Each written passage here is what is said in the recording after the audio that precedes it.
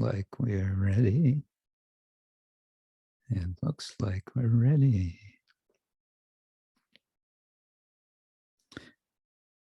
Welcome everyone to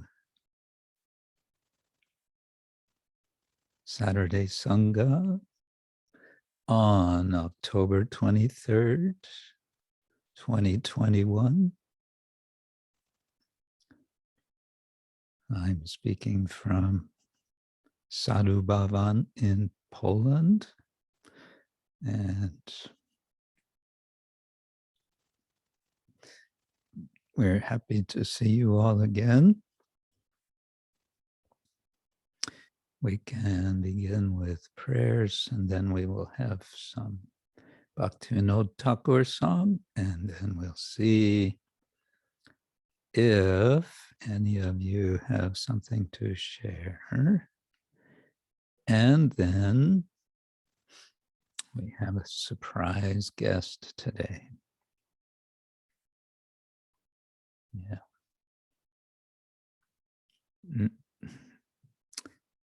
And we may,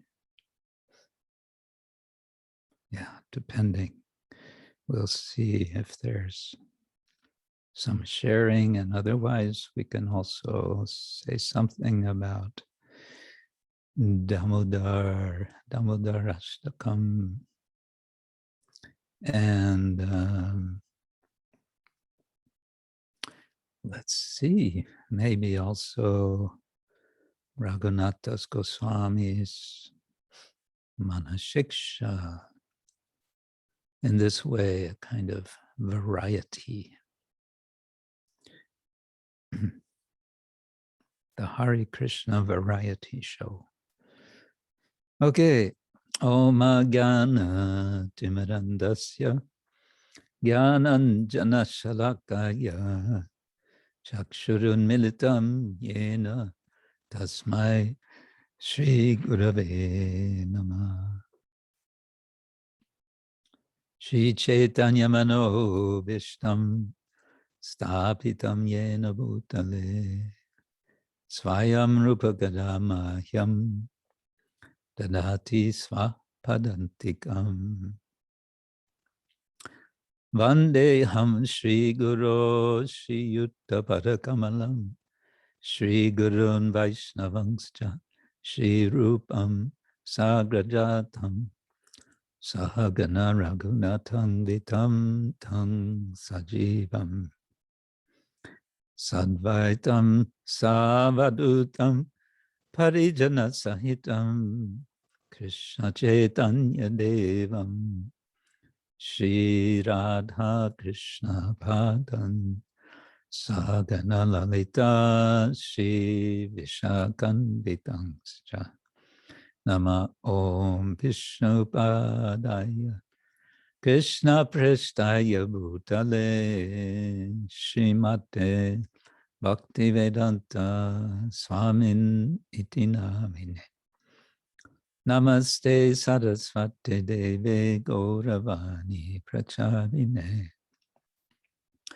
Nirvishesha Shunyavadi Paschatya Deshatarine Vancha Kalpataru Yascha Kripa Sindhubhya Evacha Patitanam Pavanebhyo Vaishnavebhyo Namo Namah. He Krishna Karna Sindhu Dinabandho Jagatpate Gopesha Gopika Kanta Radha Kanta Namostute Tapta Kanchana Gaurangi Radhe Brindavaneshwari Vrishabhanu Sute Devi Pranamami Hari Priye. Jai Shri Krishna Chaitanya Prabhu Nityananda Shri Advaita Gadadhar Shivasari Gaura Bhaktavinda. Hare Krishna Krishna Krishna Hare Hare Hare Rama, Hare Rama, Rama Rama, Hare Hare. Hare Krishna, Krishna Krishna, Hare Hare. Hare Rama, Rama Rama, Hare Hare. Okay, today we're going to get some more instructions from for the mind, to the mind. Srila Bhaktivinoda Thakur ki jai. Kalyana Kalpataru Upadesa, song number 17. There are going to be, after this, 2 more songs in this section, and then it will continue from there with the next section of Kalyana Kalpataru.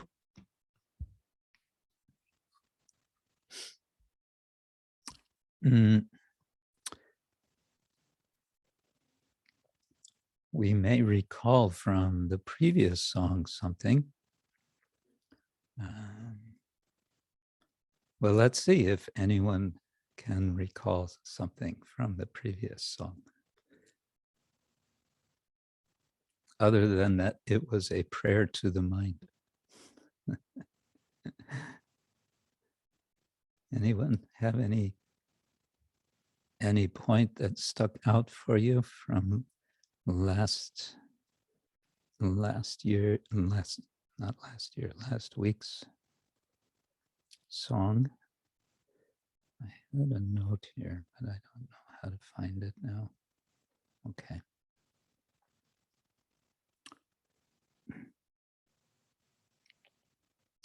It was a lot about bad association. Don't keep bad association. It's not going to help our devotional service. Rather, he says at the end, what is it? Akaitava shanta bhava. Keep association with those who are akaitava, who are not deceptive or cheating, and shanta bhava, those who are peaceful. And thus it will be possible to cultivate the garden of devotional service. In today's song, he starts out mana tore boli e Barata apakka bayase hoy bancita bancaka-pa'y bikaile nija-svatantrata. My dear mind, I have this message to convey to you. Alas, how remorseful it is, how terrible it is, how lamentable it is that you have sold your own individuality and freedom to choose intelligently, due to being cheated by other cheaters who dissuade you away from the path of spiritual life given you by your guru. At your tender, immature stage of spiritual realization, you listen to such cheaters only to be misled from the true path. So again, it's going to be about association, bad association, and what should be avoided.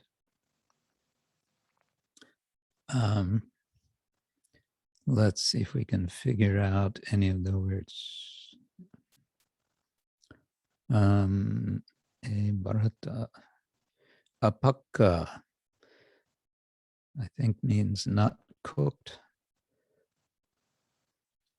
Individual freedom. Let's see. Nija-svatantrata. Okay. And that's also very Sanskritic. There's paratantra, and they're swatantra. And this extra ta on the end, it would actually be a long A, svatantrata. It makes it an abstract noun in Sanskrit. So it's svatantra means independent. Svatantrata means independence. And nija-svatantrata means your own independence.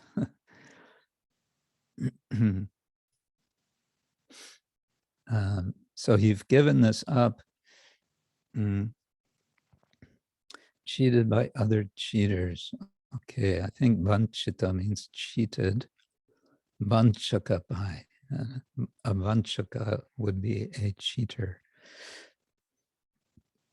Apakka bayase would be, I suppose, yes, in your immature stage of spiritual life is the translation. It can also mean in your youth. Apakka can mean immature. Bayase can mean in a year, which is not mature. Bikaile, I think, like you've given up your independence. Sampradaye dosa-bhuddhi. In this version, it's a little bit misspelled. Shouldn't be B-H-U-D-D-I, it's just B-U-D-D-H-I. Sampradaye dosa-bhuddhi, jani, tumi, atma-suddhi, koribare hoile shabdan.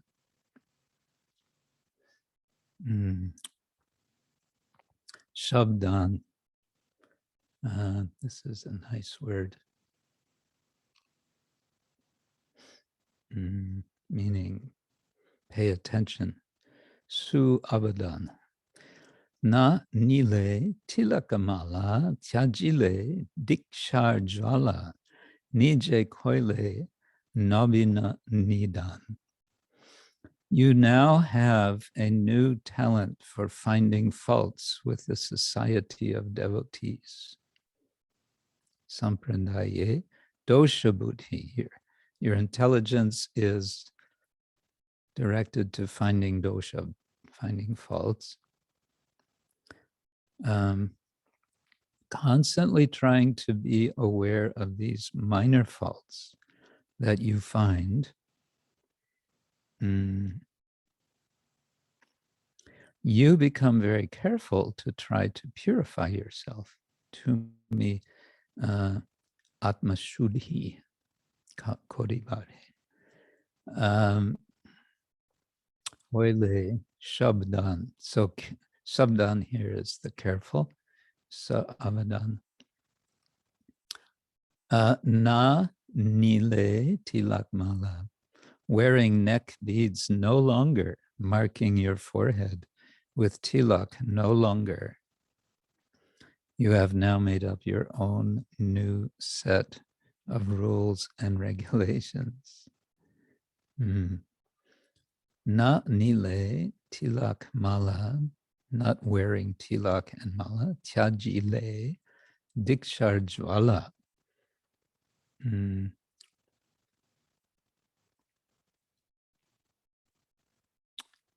Nije-koile nabina-bidhan. Nabina-bidhan would be your new rules. Your own, you've made your own new rules. Or it's not past tense, it's you would make your own rules. Something like that. Purva-mate talidiya, nija-mata pracharya, nija-avatar buddhi dori. Dear mind, you artificially agree with your former opinion but you really don't accept or follow it, and instead you broadcast your own whimsical philosophy just to establish yourself as some sort of incarnation. Purva-mate tali diya. So seeming as putting on as if you're keeping your previously held understanding, nija-mata, your own mentality, your own philosophy, your own doctrine, your own opinion, pracharya, preaching your own idea, nija-avatar-buddhi, doriya,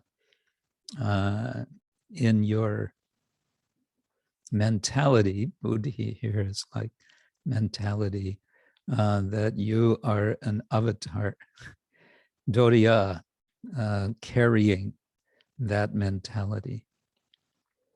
Then brotachar na maile purva-patha jole dile mahajane bhrama-drsti kori.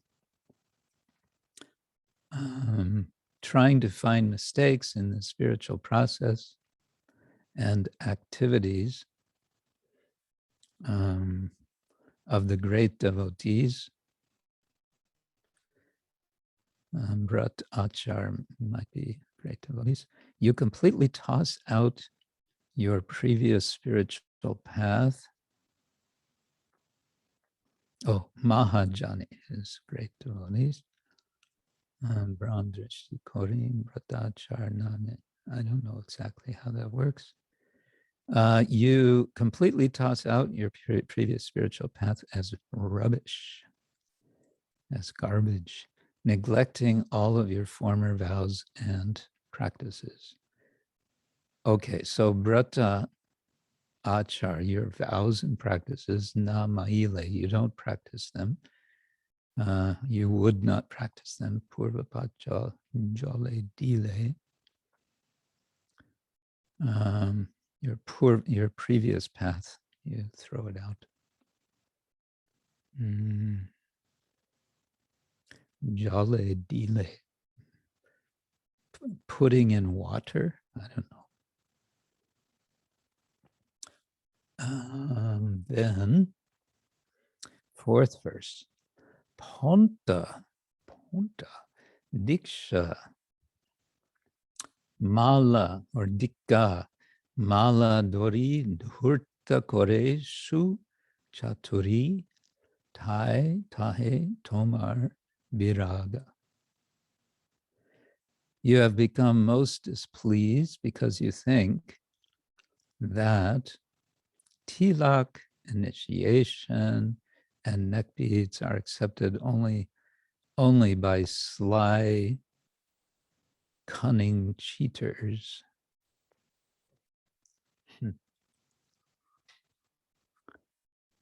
So durta, I think, means sly or cunning. So ponta would mean tilak, like urdhva pundra. Diksha mala dori, so doriya, so wearing tilak, or holding tilak and diksha and mala. Durta kore, su-caturi. I don't know this, su-caturi. Tahe tomar viraga.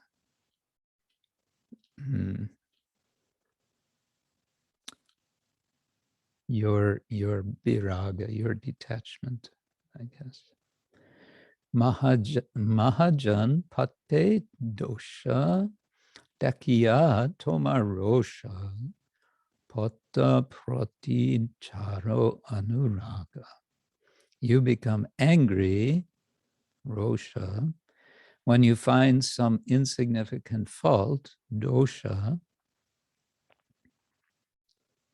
with the process of that's misspelled, with the great souls, And thus you reject all attachment to the path, anuraga, charo. You reject attachment, patha-prati, with regard to the path.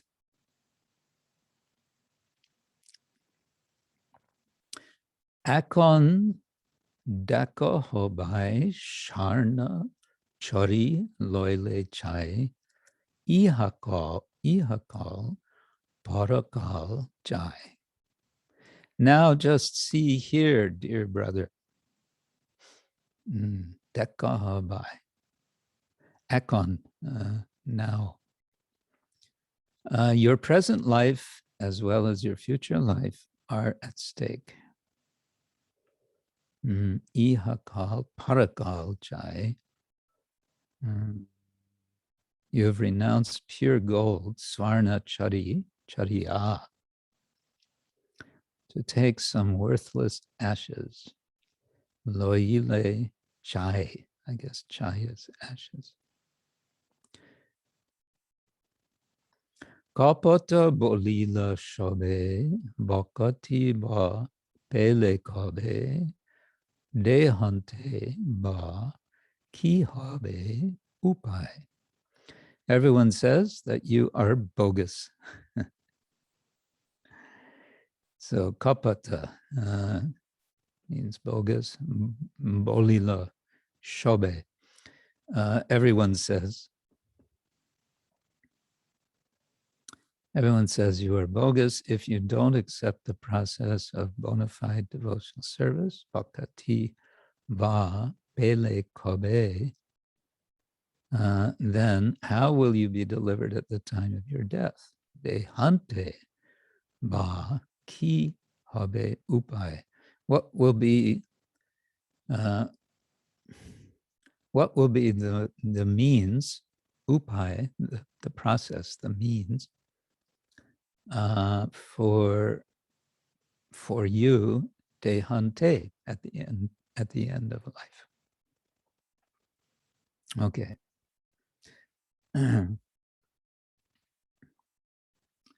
Let's see what we can do with this in the voice.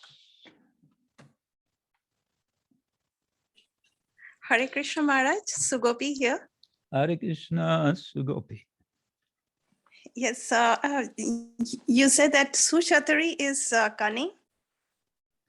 It is in the 4th paragraph, su-caturi. Yeah, su-caturi. I wasn't sure. Is it? Yes, like chatur is to be clever, sometimes not in a good sense. And su-caturi is cunning. Very. And and that is iha kal parakal, like now iha is this moment kal, and right. parakal is the future moment. Yeah. Okay, good. Yeah. Sorry, I'm not putting on my video. Yes. That's all right. You're in Govardhan. Are you in Govardhan? Or you're in Vrindavan now? Yes, Maharaj. I did Govardhan Parikrama from Radhakund to Radhakund today. And my daughter, yes. Very nice. And it was very good and a bit resting right now, but I just remembered that it's time that I should. I joined a little late. No problem. We're all blessed hearing your voice because you're in Vrindavan and because you've just done Govardhan Puja, Govardhan Parikrama. So that's good. Yes, I'm also blessed, Maharaj, being in this group. Yeah. Okay, Maharaj. Okay, so a little bit this song. Hare Krishna, Maharaj. Hare Krishna.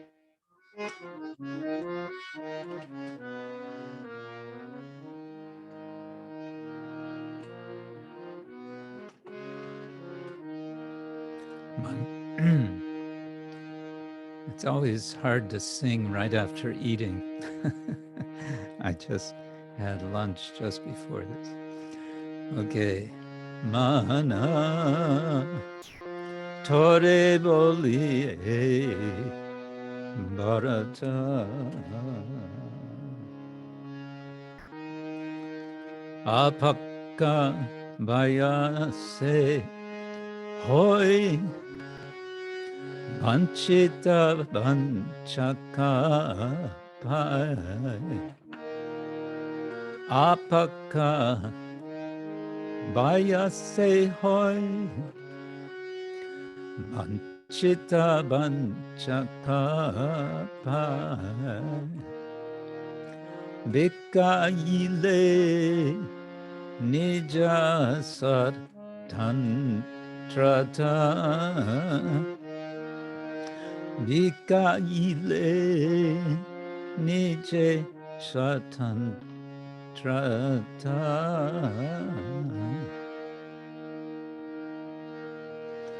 sampradaye, dosa-bhuddhi, jani, tumi, atma-suddhi, sampradaye, dosa-bhuddhi, jani, tumi, atma-suddhi, koribare, hoile sabha-dan, koribare, hoile sabha-dan,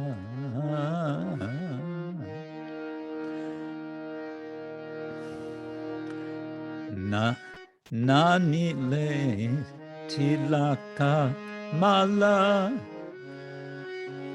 jajile diksha-jala, nanile tilaka-mala, jajile diksha-jala, nije-koile, nabina-bidhan, nije-koile, nabina-bidhan,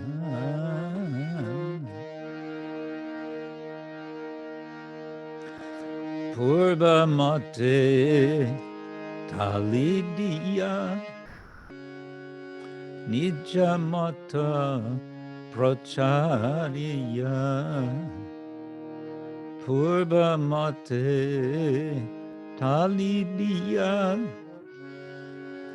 nija-mata, prachariya, nije-avatar, buddhi, dori, nije-avatar, buddhi, dori,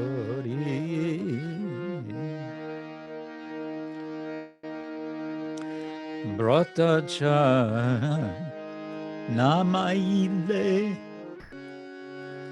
purva-patha, jale dile, Barata namaile, purva-patha, jale dile, mahajane, bhrama-drsti kori, mahajane, bhrama-drsti kori,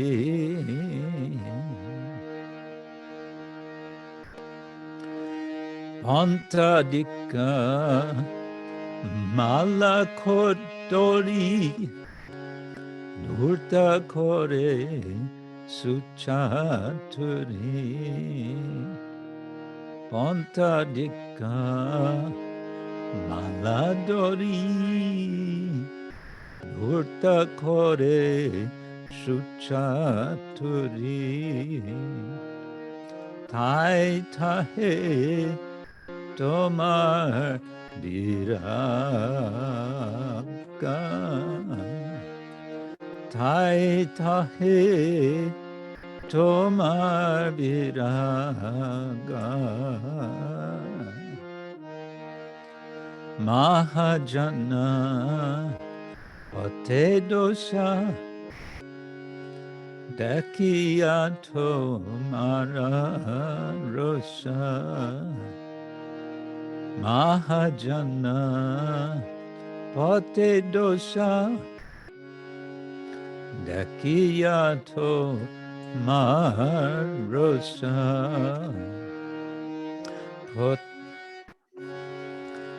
patha-prati charo anuraga patha-prati charo anuraga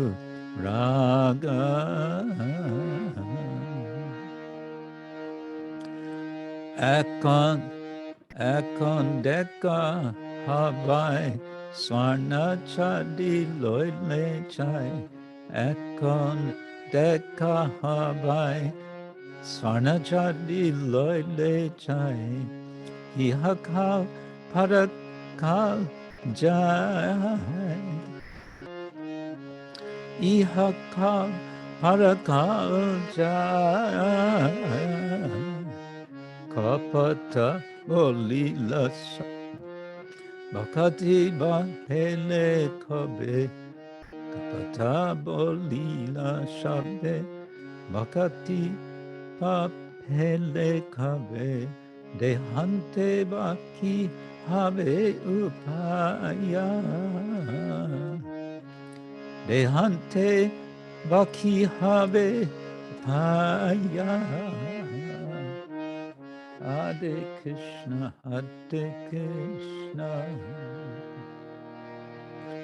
Krishna Krishna, Hare Hare, Hare Rama, Hare Rama, Rama Rama, Hare Hare. Hare Krishna, Krishna Krishna, Hare Hare, Hare Rama, Hare Rama, Rama Rama, Hare Hare,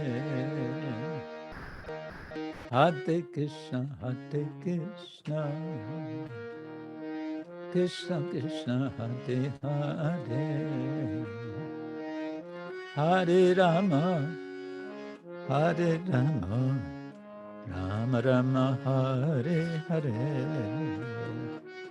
Hare Krishna, Krishna Krishna, Hare Hare, Hare Rama, Hare Rama, Rama Rama, Hare Hare, Hare Krishna,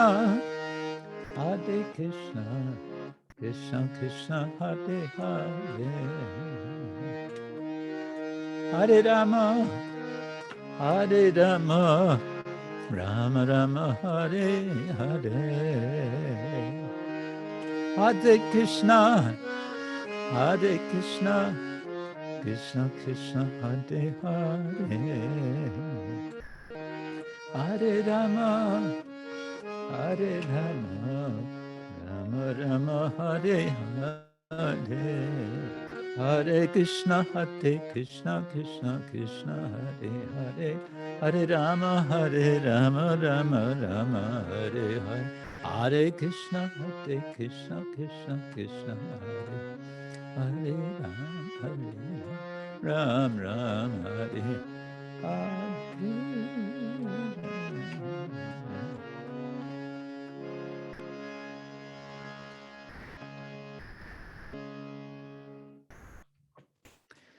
Srila Bhaktivinoda Thakura ki jai.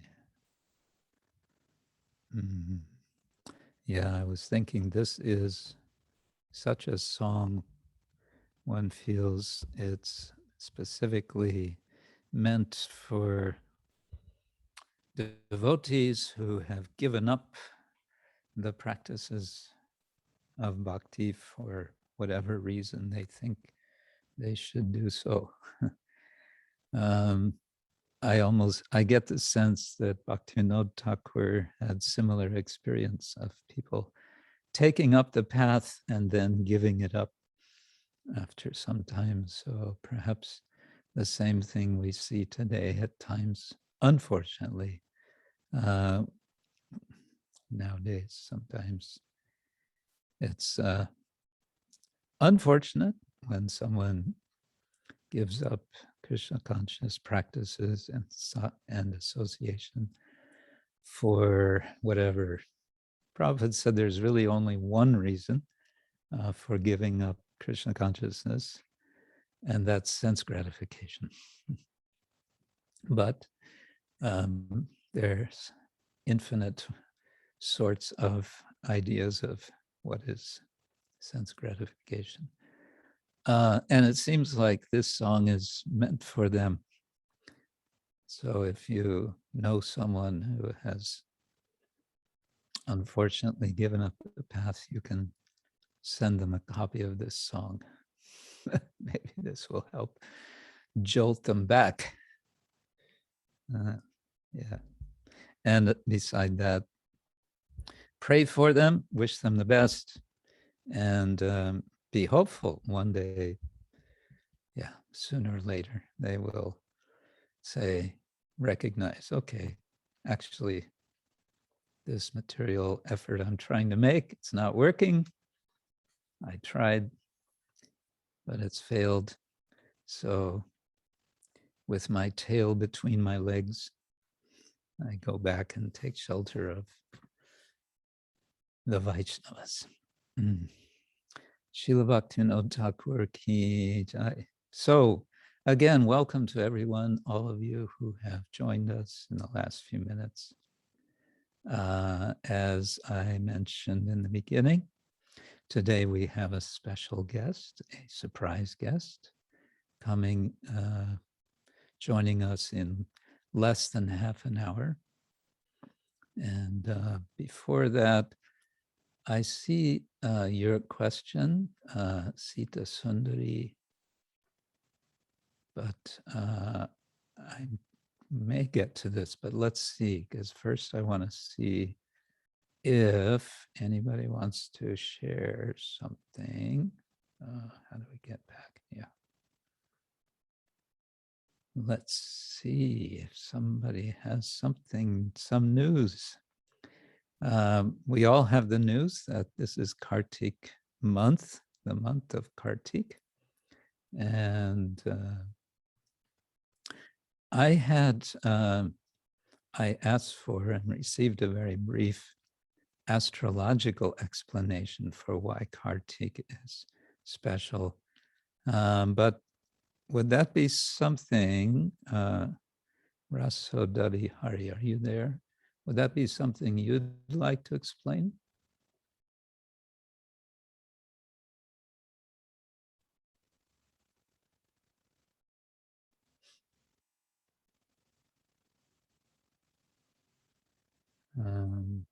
Can you hear me?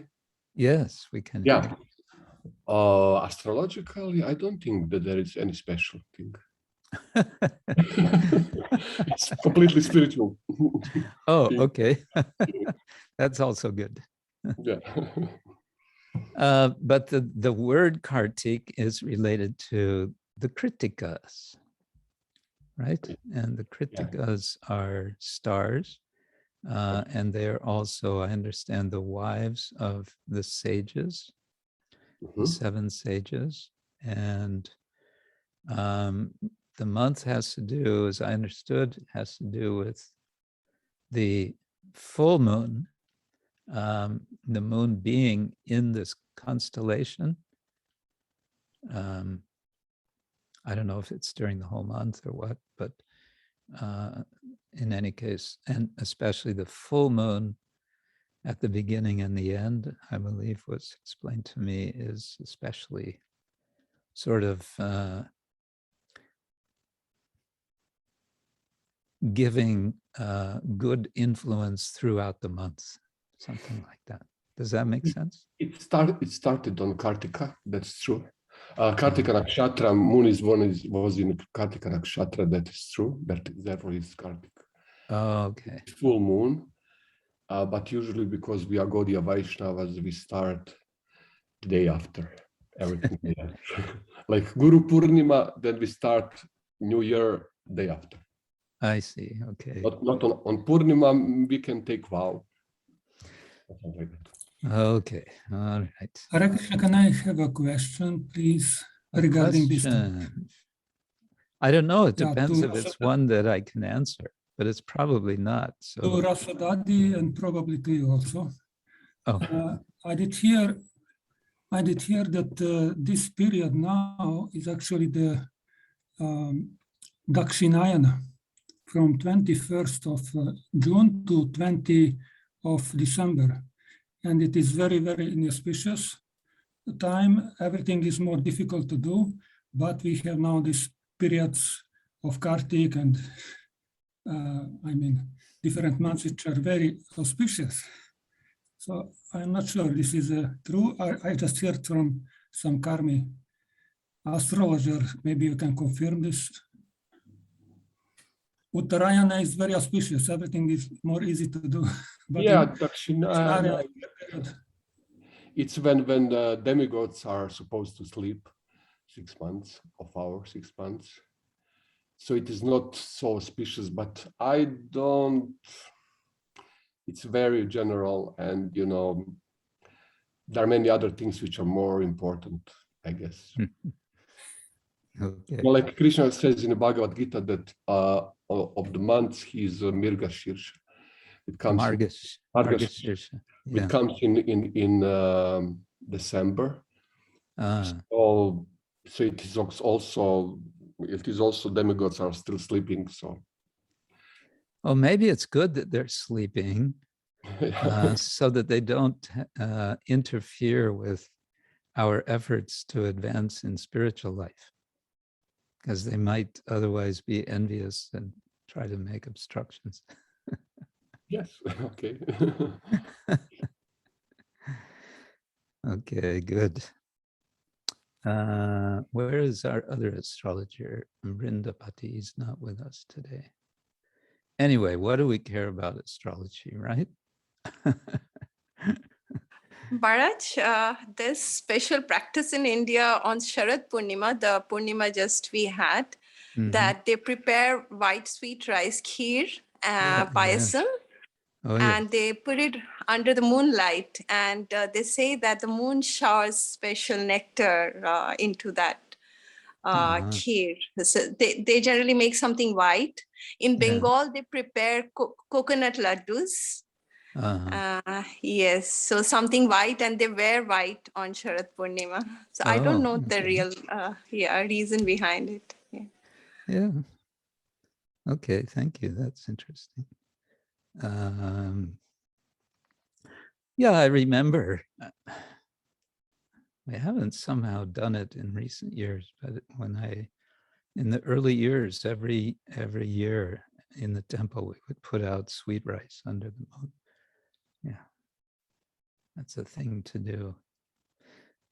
Probably whatever animals are around will feast on it, but that's okay.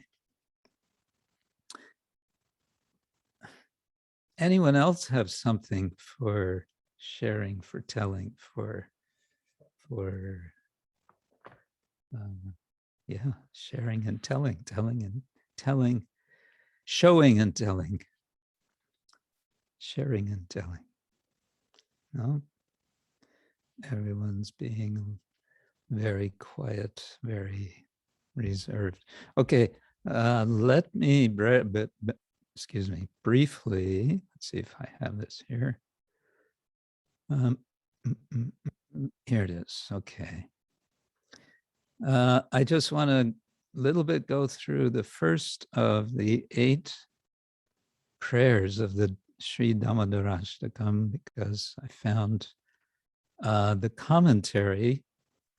This must be from Hari Bhakti Vilasa, Srila Sanatana Swami compiled, and the commentary may or may not be directly from him. It may be from a disciple of his.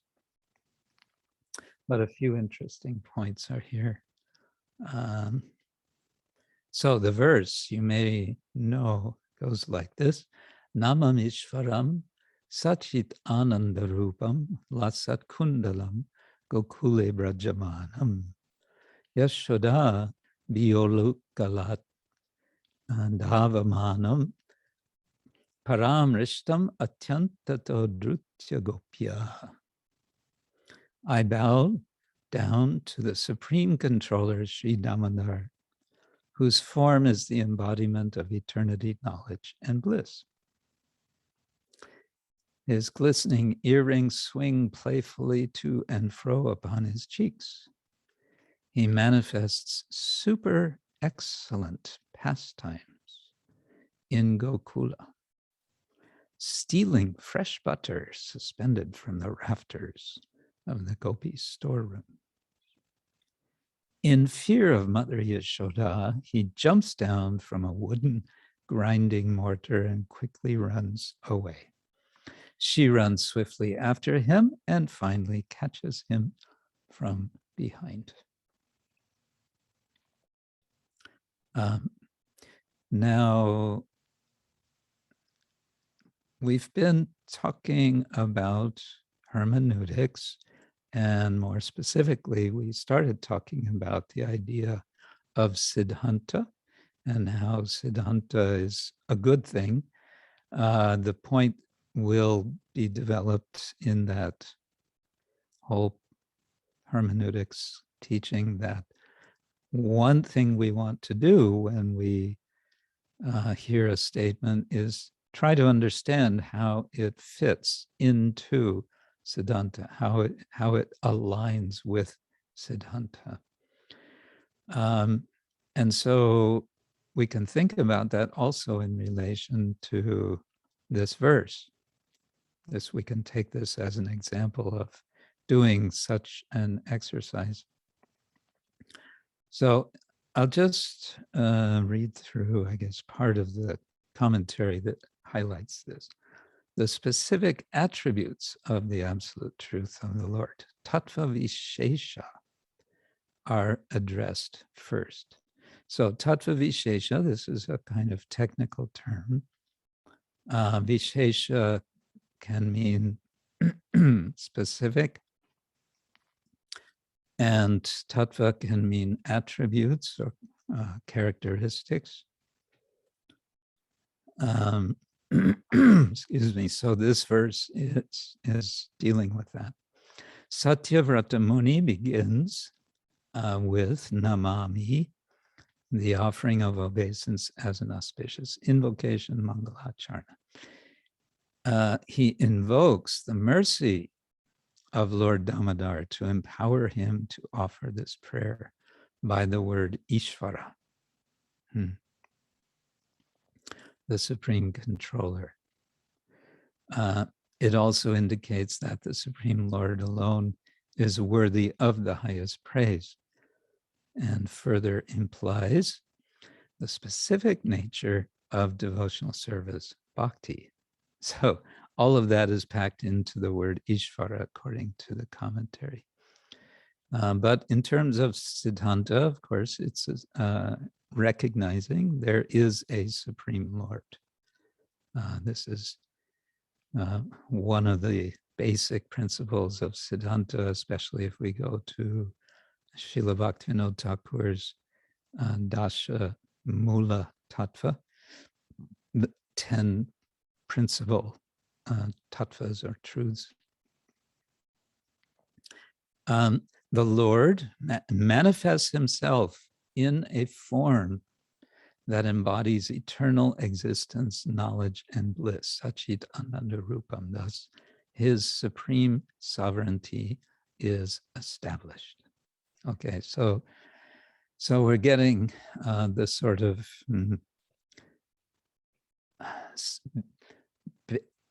first step in sambandha understanding sambandha jnana, which most of the principles of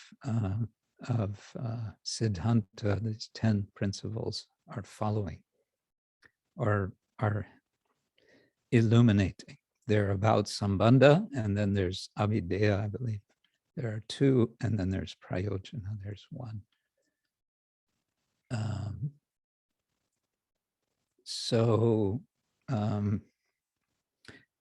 Okay, now the next line, lasat kundalam gokule brajamanam. The attribute of his enchanting beauty, Rupa Vishesha, is described next. As he runs from Mother Yashoda, his earrings begin to swing back and forth, lasat kundalam. The earrings naturally sport up on his cheeks as he plays in the courtyard of Mother Yashoda. And then it goes on to explain more about his ornaments and how they're fortunate because they're touching the Lord, but especially his ear ornaments are fortunate because they're touching his cheeks constantly, kissing his cheeks. And then it goes on. I don't want to spend so much time with this, but where is it? It goes on. Gokule Brajamanam is, of course, indicating the residence, which is Gokula. And this is where the Lord displays his most splendorous, his most beautiful, luminous pastimes. And it's also indicating that this is a place where there are cows and cowherds. And so the parivara vishesha. So we had tattva vishesha, rupa vishesha, now we have parivara vishesha, the specifics about his associates is indicated just by this expression, Gokula Brajamanam, Gokule Brajamanam. And then the last 2 lines are describing his lila vishesha, special, specific, we can say, attributes of his lila. And so it's describing the lila of Mother Yashoda chasing Krishna, which is ironic because what is the first line telling us? Namami Ishvaram. I'm offering obeisance to the Lord, who is Sachitananda Rupam, who is none other than the very form of Sachit and Ananda. But then in the 3rd line, Yashoda Biyo Ulukalat Davamanam. What is he doing? He's running. But why is he running? He's Biya, he is fearful. And why is he fearful? Or who is he fearful of? Yashoda. And so he's running from what? Ulukalat, from the wooden grinding mortar. So like that, this pastime, so much is packed into one verse in this way. Nice meditation for us in this month. Okay, now I wanted to see if we can address Sita's question briefly. In the Gita, Krishna explains that for a doubting mind, there is no peace, whether in this world or the next. I hope I got it right. Srila Prabhupada says that doubting is a sign of intelligence. So does Krishna refer to doubting as not being able to be decisive?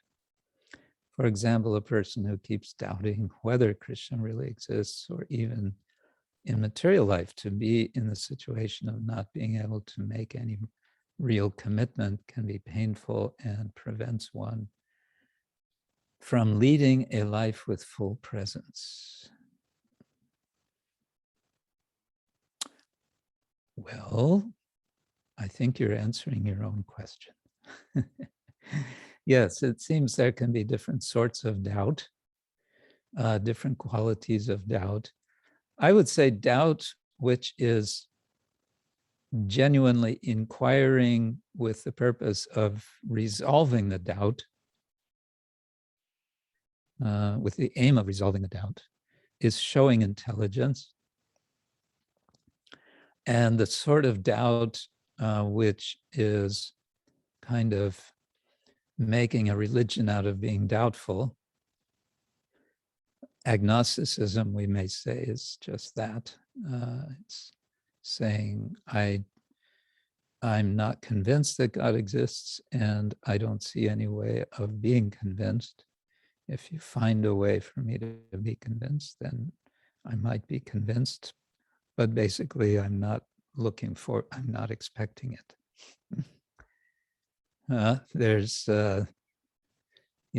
We were watching a discussion between His Holiness Sri Dayananda Goswami and one scholar who is a hardcore skeptic.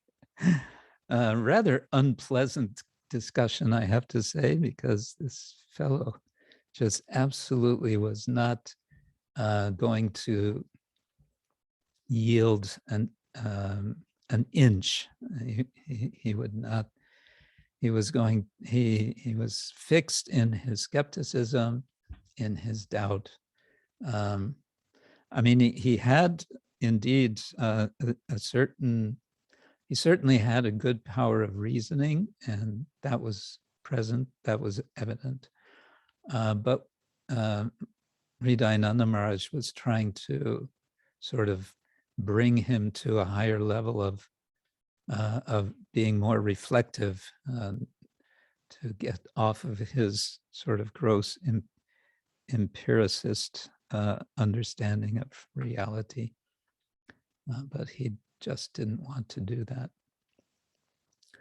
that. There's another way of understanding doubt, which I found helpful, and maybe you've all heard, but it's something I read from one Orthodox Christian from the Greek Orthodox tradition, from Callistos, Professor Callistos Ware. I sat in on a couple of his lectures in Oxford. In one of his books, he says to the effect that faith is always in dialogue with doubt. Now, one could take that means we're going to always be doubtful. No, because in the Gita, we understand several times that one can overcome all doubt. Krishna can remove all doubt from a person. But in that case, I would say the doubt is located outside of oneself, but it's present. There will always be someone who is doubting, and then faith, our faith, if we encounter that person, we are encountering doubt. Or we can say more broadly, just the whole process of preaching is an encounter between faith and doubt. And that's not a problem for the person with faith. The person with faith can strengthen his or her doubt by interacting with the situation of doubt. I don't know if that addresses your question, though.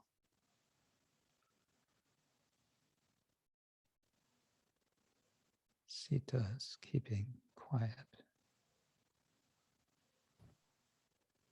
Thank you very much. Thank you. Haribol. Okay. Yeah, it's a bigger subject. certainly. Okay, we just have a minute. Let's see how punctual our surprise guest is. Very punctual. Oh, you're so punctual. His Holiness Jayadvaita Swami Maharaj ki jai. Krishna Kshetra Maharaj ki jai. Hare Krishna. Hare Krishna. Thank you so much for joining us at this quite early hour for you, and probably cutting right through the middle of your time of morning sadhana. Well, it's Bhagavatam class. Oh, so it's okay. fine. Om Namo Bhagavate Vasudevaya. For those of you who have no idea who is Jayadvaita Swami, let me say a few words of introduction, and then we'll see what happens. We like to play it by ear. But first of all, according to etiquette, as I have learned it, one introduces the juniors to the senior first. So I'm not going to go through all of those. That would take all our time. So I'll just say, here they all are. All means whoever shows up on Saturday at this time of day. And yeah, we usually have a fairly regular group. We're a bit spread around. Most of us are in Europe. There's sometimes a few in the US, a handful, and another handful down in Argentina and Brazil. And we have also Beijing is tuned in, and we also have Dubai, right? And wherever else I'm forgetting. Yeah. So who is this Jayadvaita Swami? He's one of the earliest of Srila Prabhupada's disciples to become a disciple. And he tells that story in his book, Vanity Karma, which I understand you're going to give a new name to when it's reprinted. Is that right? We're going to keep the same name, but we're going to give it a subtitle. How is living even worth it? Okay. How is living even worth it? Oh, I think that, isn't that already on it? I just got a Kindle edition a few days ago. It shouldn't be there. Oh, okay. That's the title. Anyway, some subtitle I think is there. Yes. So Jayadvaita Maharaj joined in New York in no other place than 26 2nd Avenue. So right there in the original preaching center, as we say. And fairly soon after that, now you have to correct me, you found yourself in Boston with ISKCON Press, is that right? It was quite a while later, actually. It was maybe a year or so later, because the press first was in New York, the press activities. And then they moved up to Boston. So when things shifted to Boston, I shifted to Boston. So, but speaking of ISKCON Press, most of you may not know that there existed such a thing, because you may only know that there is the Bhaktivedanta Book Trust, which was established later. Which year was that the BBT was established? Maybe it was 1972. I'm not quite sure. I'd have to look. Anyway, it's early 70s. And Jayadvaita Maharaj has been very much involved with the BBT over so many decades, I would say, especially as an editor and as a trustee of the BBT. How many trustees are there? Let me think about it. There's one for North America, 2 for Europe. Well, let me do it a different way. Brahma-muhurta, Nareshwar, Madhu Sevita,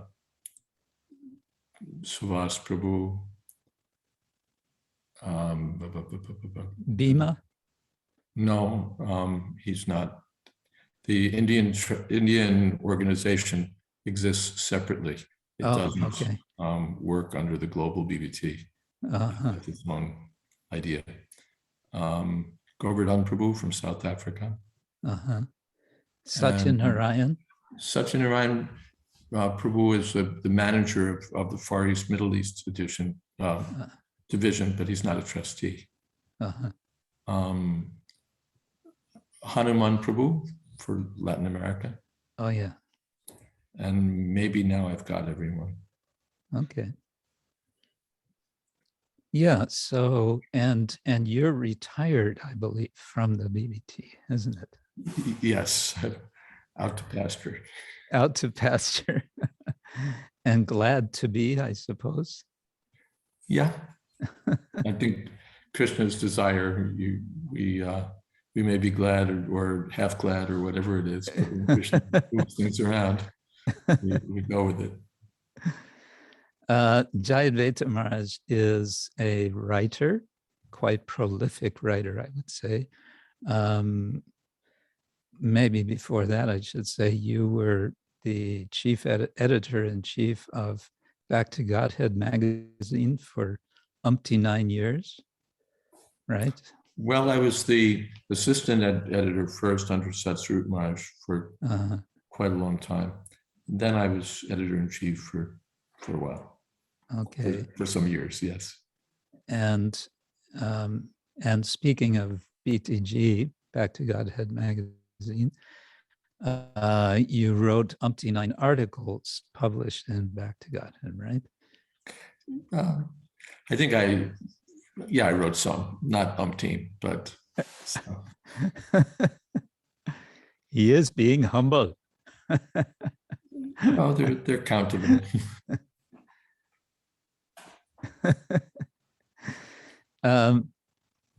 And you've also written books. I mentioned already Vanity Karma, and I want to come back to that soon because I think that's interesting.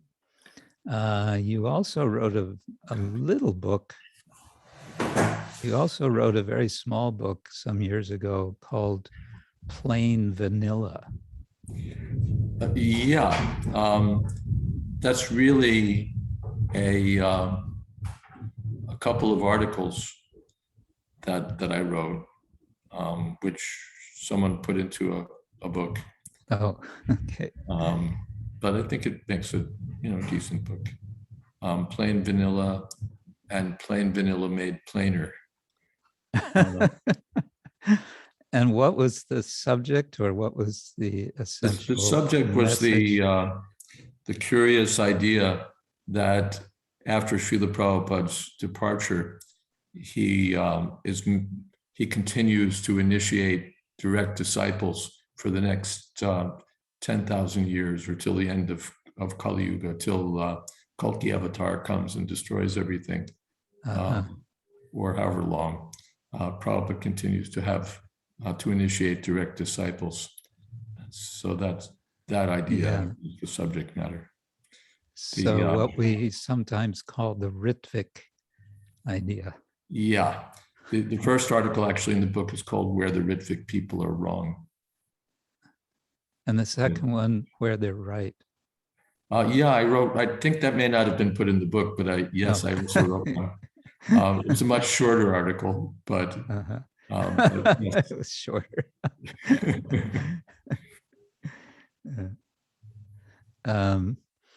Yeah, so you don't shy away from controversy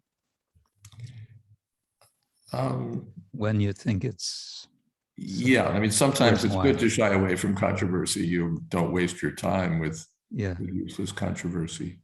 But when it's deserving, then we sometimes jump in.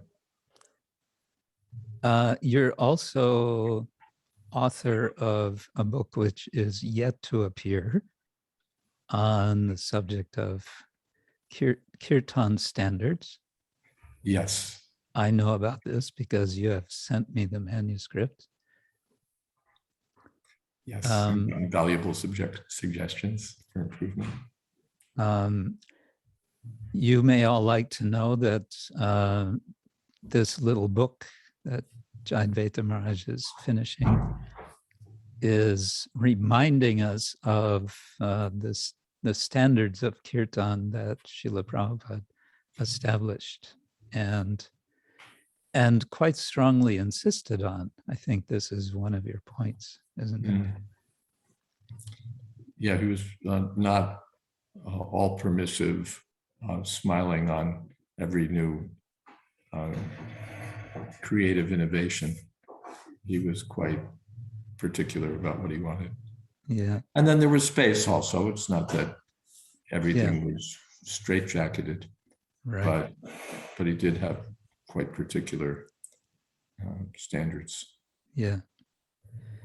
Jayadvaita Maharaj is also, of course, a lecturer. He's been lecturing all these decades with devotees. He's also been conducting various seminars, including, I remember way back in something like 1988 in Vrindavan, you gave a seminar on, how did you title it? It was about grihastha life.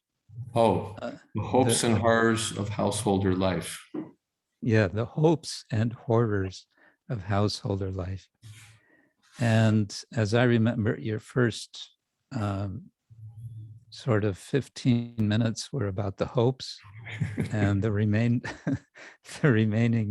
3 days was about the horrors. Something like that. Of course, that could be a whole subject, but anyway, we'll see if we come back to that. Maharaj is also a teacher of Shastra within the framework of the Shastra courses. There's Bhakti Shastri, Bhakti Vaibhava, and so on, Bhakti Vedanta. He's been teaching in Vrindavan and also Mayapur, I think, isn't it? Yes. And has some of that gone online in recent months?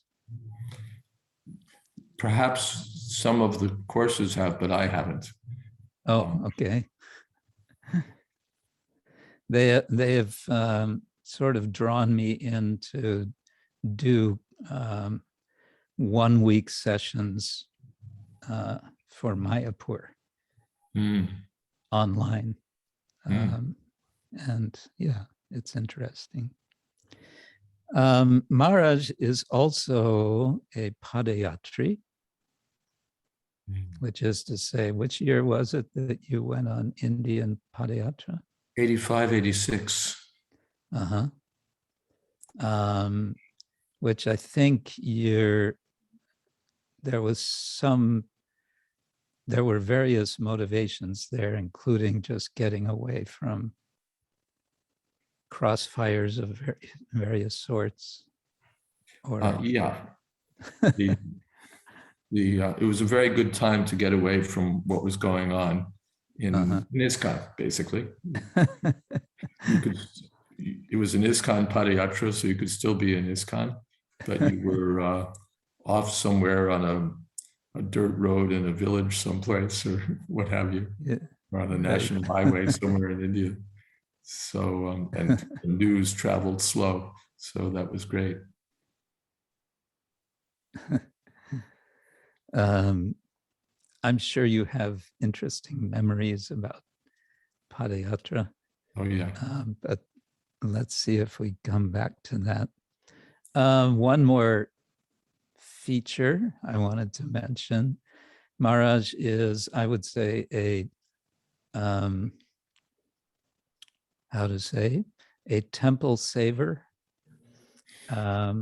He was, I think you were the initial whistleblower, weren't you, for the Brooklyn temple situation? Yeah. Right. So it was, Jayadvaita Maharaj was highly instrumental in keeping the Brooklyn temple from, in effect, being sold out from underneath ISKCON. I think we can say it like that. And now I think Brooklyn Temple is, it's starting to come up again, isn't it? Yeah, I'm in Brooklyn at the moment, so maybe you want to say a little about that, just since things kind of resumed, what's happening there? Well, the apart from sort of bringing up the standards, bringing up the cleanliness, bringing up, renovating a lot of things that had been neglected, and getting rid of some people who didn't really need to be here.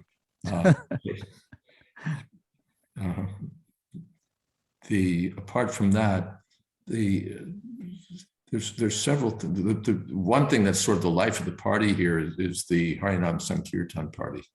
Mm-hmm. There's a party that goes out every day to especially Union Square in New York, but other locations. Mm-hmm. And they chant for several hours a day, distribute books, and just go out and out and out. So mm-hmm. That's brought in brahmachari power in the temple. There's mm-hmm. in Mangal Arati, there's like 8 or 10 brahmacharis there, as against former days, hardly anyone. So it's got life again. There's people, and they're enthusiastic, and they're doing things. There's an initiative. Yes. I was just going to say, and they are friendly. Yes. I visit. I say that because I visited just for a couple of hours the Brooklyn Temple. It's already 2 years ago, October, I think it is. But there was a friendly spirit which was painfully missing for years prior to that. Yeah. So yeah. It was refreshing to experience. Yeah, it's really it's a very conspicuous change of mood, of approach. There's good governance now. Standard still needs improvement, but basic standard good governance in place. Mm-hmm. And an encouraging mood for the devotees. There are initiatives to start reaching out to people beyond the Indian diaspora and pull together programs for them. Kanamakanana Maharaj is involved. He happens to be visiting right now. So he's been injecting a lot of life into things and practical direction, practical thought about what we want to do. We have a very large building with space for building more on top of it if we want. Is that possible? Yeah, we were looking at alternatives. We can build on top. We can knock it all down and start again. There's what they call air rights. You can build up and up. All you need is a lot of money. Yeah. And also a vision.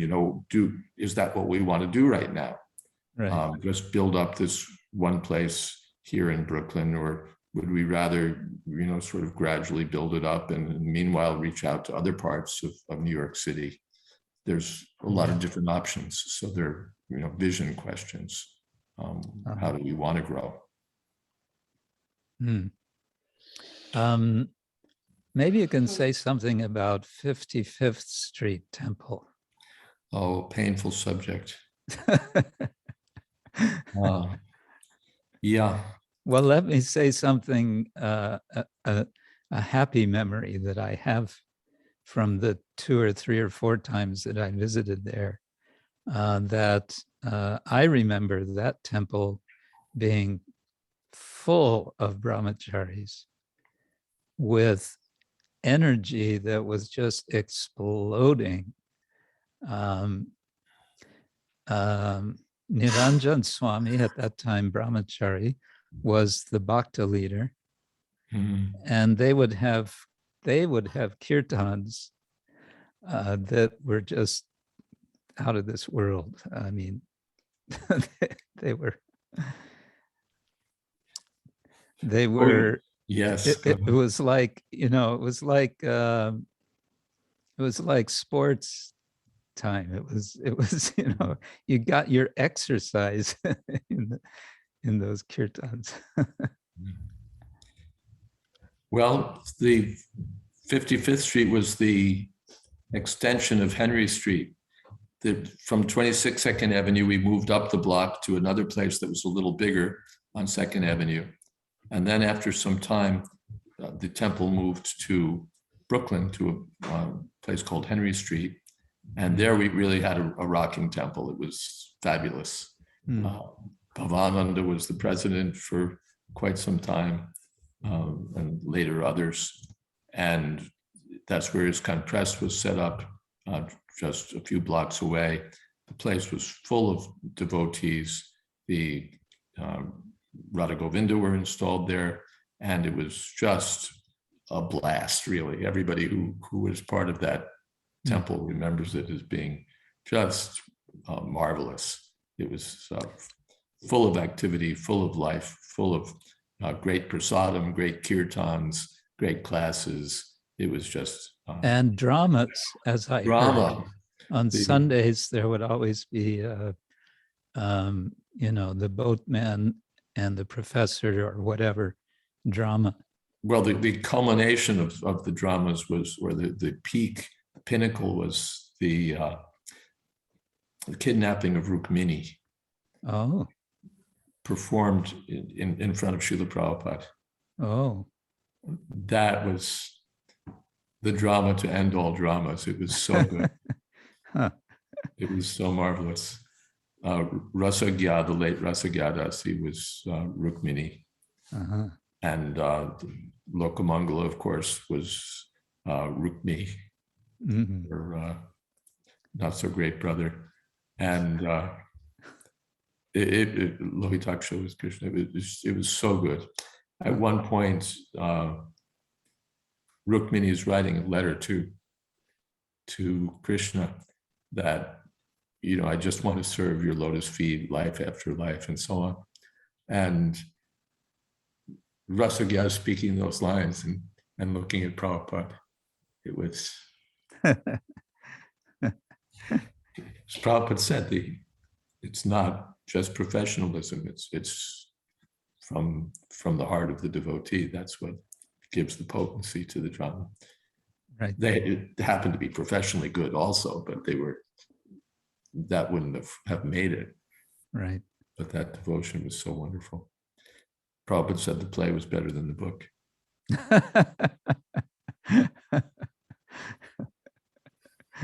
There's some humor there. Nice. And okay, maybe you don't want to talk about 55th Street. Well, we moved from Henry Street to what Prabhupada called a skyscraper. It was, 15 stories or something. I think 12. 12. Yeah. On in central Manhattan, like about 5 blocks from Central Park. Right. In a marvelous upscale location. And as you said, everything was sort of jumping there. We had so many wonderful kirtans, place was full of brahmacharis, and there were householders also living on the upper floors. So many different things going on. So that place was, and Prabhupada, of course, visited there. He visited Henry Street, and he also visited 55th Street. He had an apartment up on the top floor. So that was a marvelous place. But at some point after Prabhupada's departure, the devotees felt that it was that they couldn't maintain it, that the expenses were too high, and so they developed a plan to sell it and split into 3 locations. One in New Jersey, where they could house the Sankirtan party inexpensively, and they could come into New York from there. One in upstate New York for a school, and then a small building on 7th Avenue for the temple and the preaching activities in Manhattan. So that was their idea. Unfortunately, it didn't work. They overspent for the upstate property, and eventually the school closed. Oh. The property in New Jersey didn't work out for the brahmacharis, and it sort of lay fallow until it was later, until there was an influx of years, after some years of Indian people who re-energized the temple, but as a, another ISKCON mandir, a very nice ISKCON Hindu. That's Toaco? That's Toaco, where they're now building a bigger temple nearby. So that worked out very successful, but not with the original idea. It's the only one that worked out successful. They sold the 7th Avenue place because they found it terribly small. And with the proceeds, they moved to here, to Brooklyn, in what quickly became a very rough is probably not a good enough word for it, grungy, dangerous neighborhood. Yeah. You leave your car out on the street and not find it the next morning. Well, it would look like something eaten by the beetles. It would be, like a beetle eaten by ants. Just the frame would be there. So, but this neighborhood later underwent a transformation and became full of new developments and luxury high-rise apartments and offices and a big sports and sports venue where they also hold concerts and this kind of stuff. A huge revival in downtown Brooklyn, and that's when the leaders here thought, well, time to cash in and go someplace else. And we won't go into all the details of that. Right. It didn't happen. And now we're happy it didn't happen. I was tangentially involved in that case. I was asked to write an expert opinion about the moving of the deities. Yes, I remember. For whatever that was worth. Well, it was valuable. The judge decided that we shouldn't move the deities. Yeah. Yeah. I'm sure devotees would be interested to hear about your interactions with Srila Prabhupada. Okay. You can say something.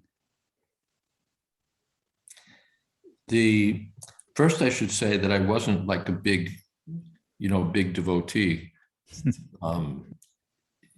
When I joined, I wasn't part of the first wave of devotees. That was Satsvarup Maharaj and Rupanuga and Rai Rama and Hayagriva and Kirtanananda and Shamsundar and so on. That wave had already passed, not passed because they were still around, but I came later. That was like 66, 67.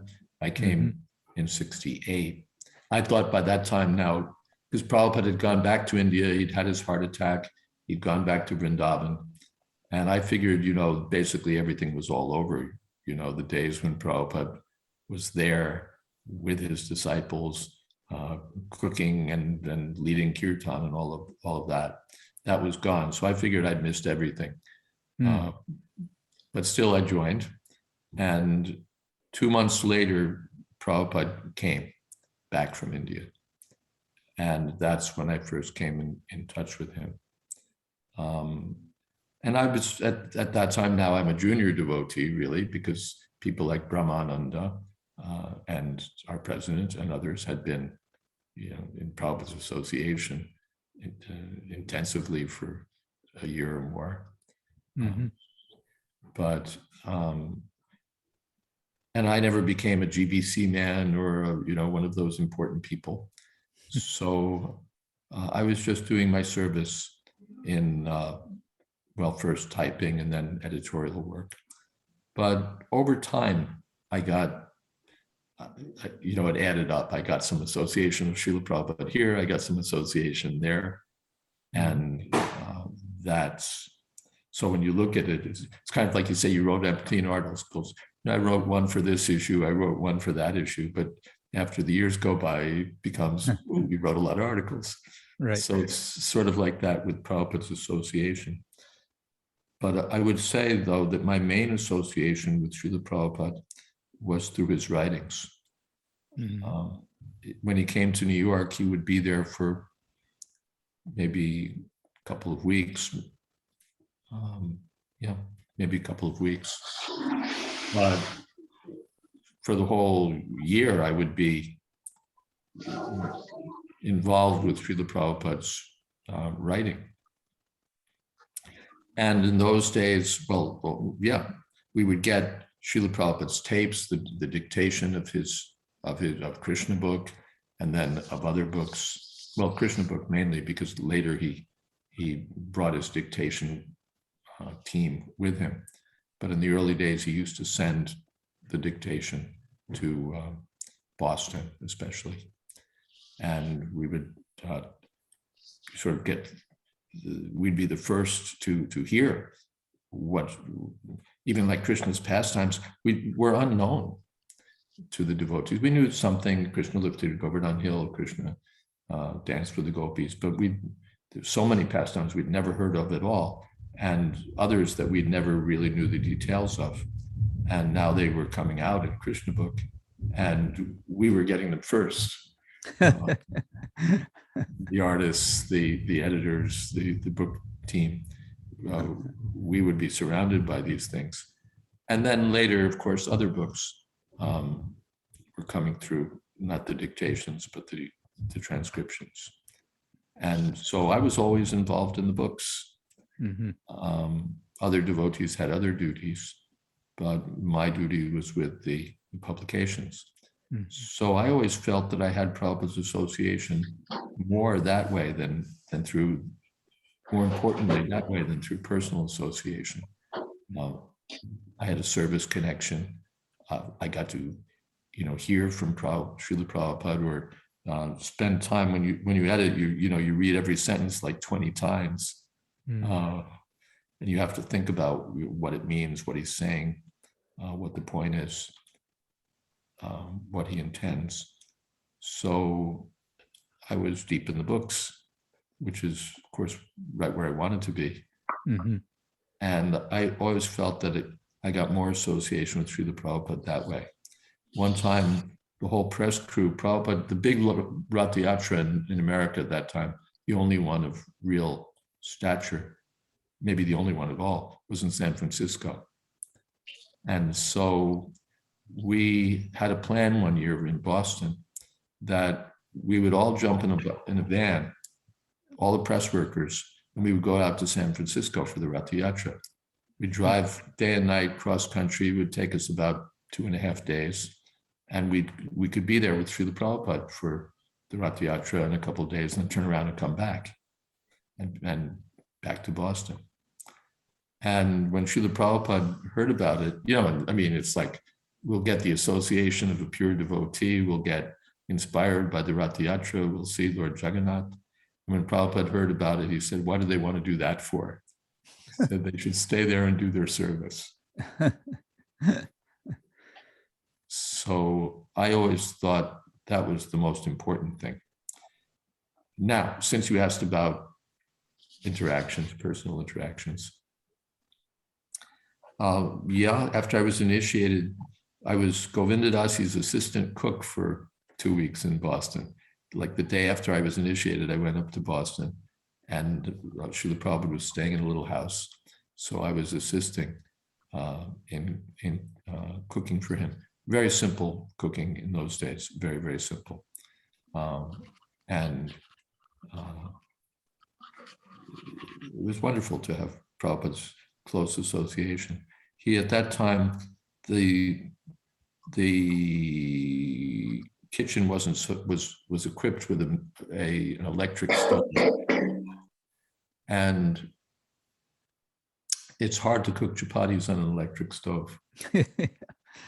Right? You have to somehow or other, when you try to toast them, they don't toast properly. And when you try to blow them up, how do you blow them up on an electric? It's just Kali Yuga technology. It doesn't work for chapatis very well. So 2-3 days, Prabhupada was getting, either the chapatis become, the grill becomes too hot, and then everything becomes like crackers, or not hot enough, and everything is half dough. So Srila Prabhupada was dissatisfied. So, and we're trying, but failing. So after 2 days, he said that you make the dough and then you call me. So we called him means just across the hallway. And Prabhupada came in, and the first thing he did is he took a pan and turned it upside down and put it on top of one of the burners.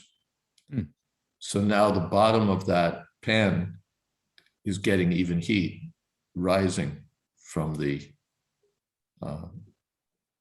heating element. So now he's able to cook his chapatis properly. But there's a system. Some people in India know it. We certainly didn't. But there's a system where you can cook like 2 chapatis, 3 chapatis, 7 chapatis, 8 chapatis, piling them up. And that's what Prabhupada did. That to this day, I couldn't tell you how he did it. It was like mystic powers, although, we know there's a system. But you put one side down and you cook it, and then you put another chapati on top and you flip them. So now you've got a new side down. And then you add a third one, and you get the side that hadn't been done before on the other one, and you're building up, and you're like 5 or 7 of them. So there's always a new side hitting the fire, and there's always a finished chapati coming off. And that's how Prabhupada was doing it. And Govinda Dasi and I were rolling chapatis, and we couldn't keep up. Prabhupada, faster, we could barely keep up. So Prabhupada's cooking them that way. They're all perfectly working out. And they're all puffing up. Well, we haven't gotten to that yet. Now you have to puff them up. So Prabhupada took a grill out of the oven and put it over, the 2 burners on the left side of the stove, and threw his chapatis on top of that. The heat is rising, hitting the grill, or rising through the grill, and every chapati is blowing up.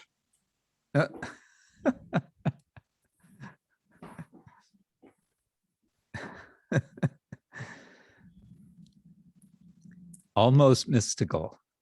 Almost mystical. Faster. So Prabhupada got his chapatis by making them himself. Yes. And then we made them, but not stacking them. But we, after that, we continued. You were able to catch how to do it, and it worked. Yeah, the system, at least one at a time, we were able to do. Nice. Yes. No, go ahead.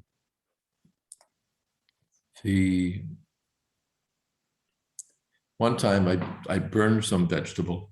I didn't serve it to Srila Prabhupada, but he was aware that a portion of the vegetable had burned. So he, when I came into his room, why this vegetable is burned? Oh. You have no brain.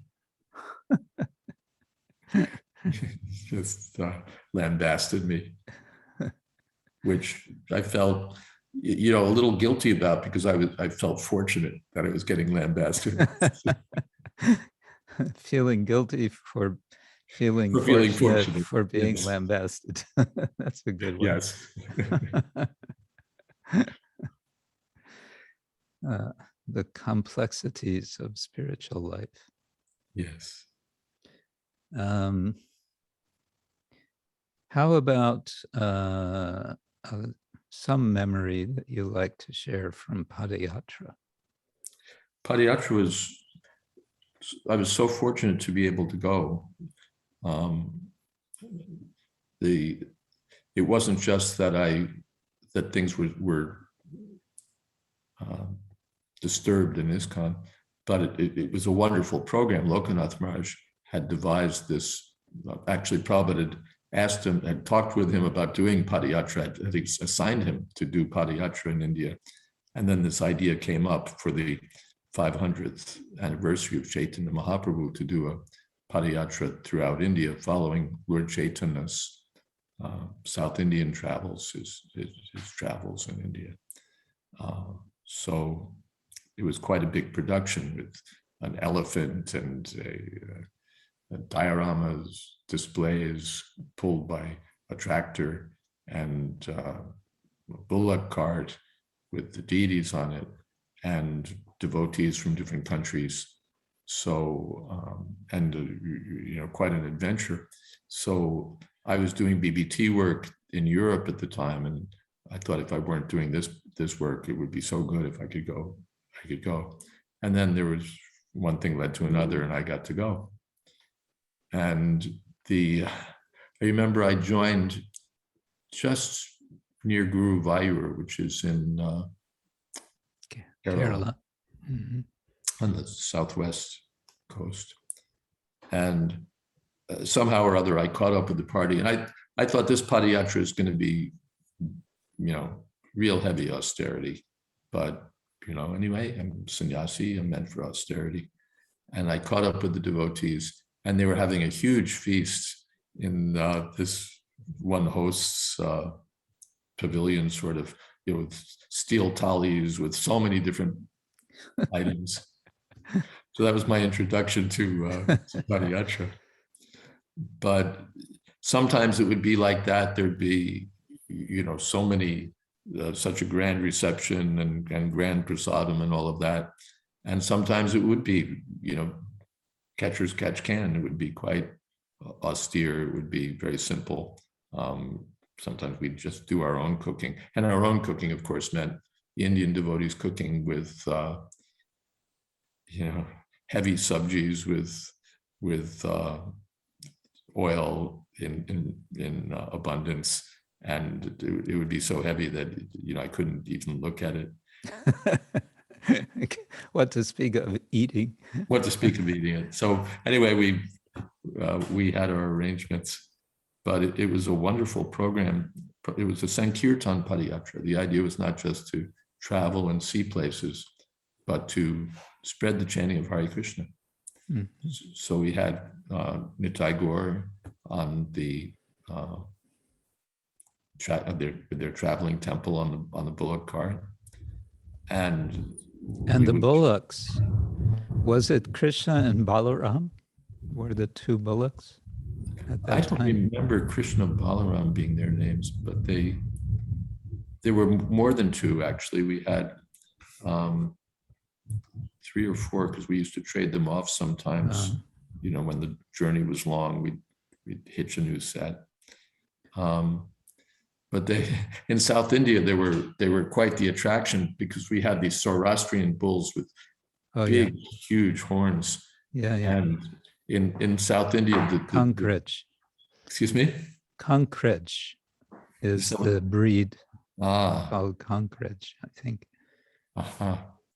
And in South India, as you know, they have these small cows. They're kind of like deer almost, you know, they're yeah, right.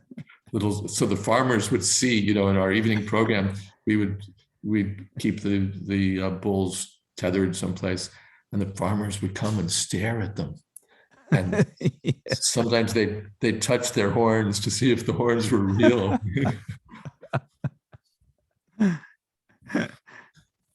And the children. And there was an elephant.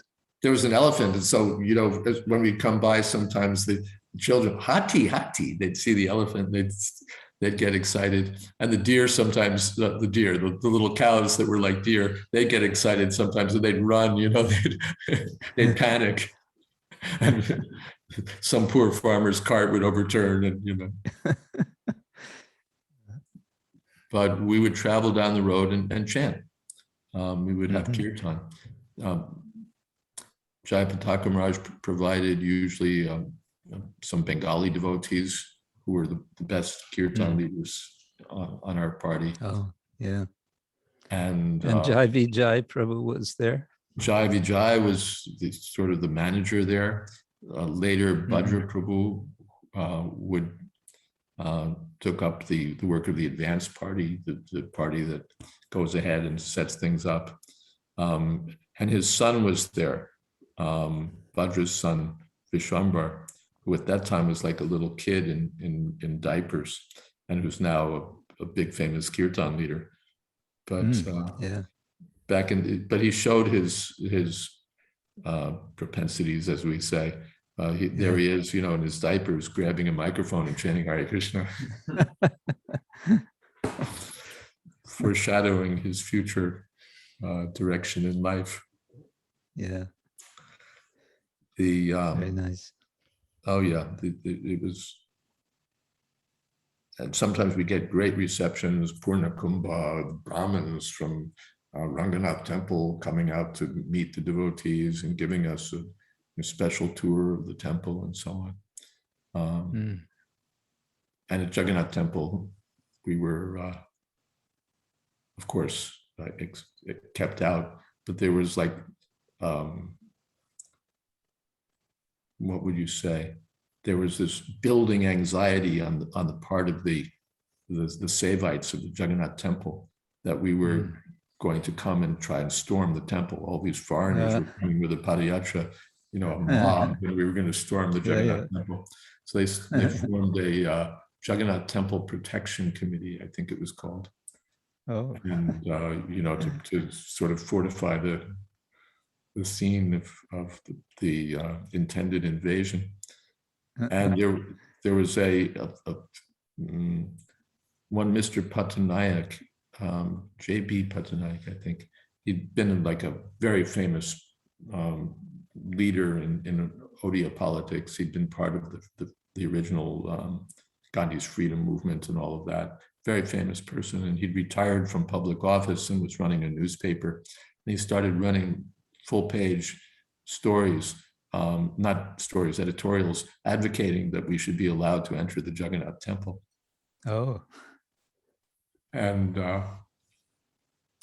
then the Sevites would publish a counter argument, or would write a counter argument, and he would publish it and then publish an answer to it. You know, he would respond and even more forcefully. So it was really quite wonderful that way. I wonder if that's all been archived. I don't know. That would be very interesting. Yes, indeed. Indeed. It must be in the archives of that newspaper, I would hope, at least. Yeah. And there are records of aspects of the Padayatra, and there's somebody who's in charge of that. But every day something was happening, and so how much was preserved? Right. No, but such an article back and forth, that would be of quite some historical significance. Yes, actually so.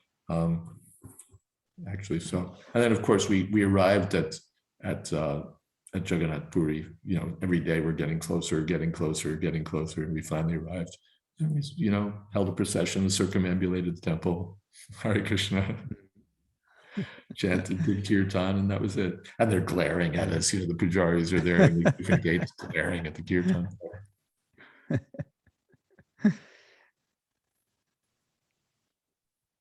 Yeah. But it was a wonderful experience, and something I could recommend to any devotee who wants to get closer to India, because we were not, sometimes we were in the cities, but mostly we were traveling in the villages and staying in the villages.